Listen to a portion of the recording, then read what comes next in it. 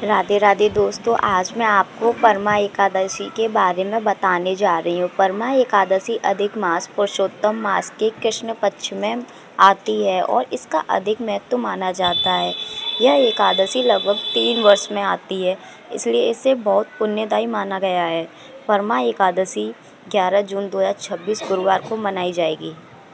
इस दिन भगवान श्री कृष्ण और विष्णु जी की पूजा की जाती है। एकादशी पर हमारे विष्णु जी के बाल स्वरूप लड्डू गोपाल विराजमान होते हैं, इसलिए इस दिन उनकी विशेष पूजा सेवा करें। सुबह स्नान करने के बाद लड्डू गोपाल को जगा लें। जगाने के बाद पंचामृत या कच्चे दूध या चंदन से स्नान कराएं या फिर जल में फूल डालकर। 11 जून को आप व्रत भी रख सकते हैं और ये एकादशी गुरुवार को है, इसलिए और महत्व बढ़ जाता है। अगर आप व्रत नहीं कर रहे हैं तो शुद्ध सात्विक भोजन करिए और आप लहसुन प्याज का त्याग करिए। चावलों का भी त्याग करना है। इस दिन पूजा पाठ जरूर करें, समस्त पापों का नाश होगा। और परमा एकादशी के दिन भगवान का नाम जप, भजन, कीर्तन और विष्णु जी की पूजा करने से विशेष पुण्य की प्राप्ति होगी। इसलिए आज के दिन हम सबको अधिक से अधिक समय भगवान की भक्ति में लगाना चाहिए। लड्डू गोपाल को स्नान करा लिया। आप लड्डू गोपाल को जो भी ड्रेस पहनाना चाहते हो वो ड्रेस पहना दें। परमा एकादशी को गुरुवार है और इस दिन पीले रंग का महत्व बहुत होता है, इसलिए आप लड्डू गोपाल को पीले कलर के वस्त्र पहनाएं और आप भी पीले कलर के वस्त्र पहने। लड्डू गोपाल भगवान विष्णु के बाल रूप माने जाते हैं और परमा एकादशी व्रत के दिन उनकी पूजा का बहुत खास महत्व है। कहते हैं कि इस दिन लड्डू गोपाल की भक्ति करने से जीवन में सुख, शांति, धन और धार्मिक उन्नति मिलती है, क्योंकि वो बचपन में ही परमेश्वर का रूप है।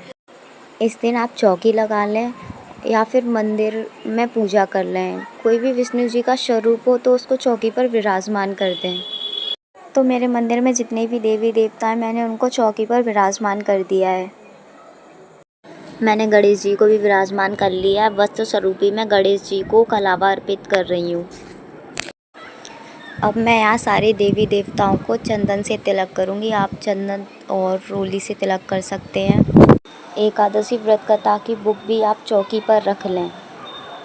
सबसे पहले मैं गणेश जी की पूजा करूँगी, क्योंकि उनके बिना सारी पूजा अधूरी मानी जाती है। गणेश जी हमारे हर कार्य में सुखता देते हैं, इसलिए आप गणेश जी की पूजा ज़रूर करें, क्योंकि हर पूजा में गणेश जी का अधिक महत्व होता है।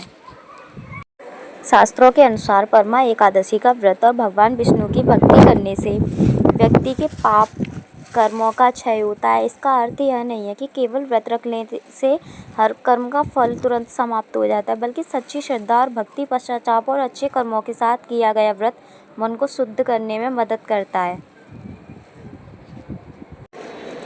इस दिन आप भगवान विष्णु को और लड्डू गोपाल को फूल अर्पित करें या फूल की माला अर्पित करें।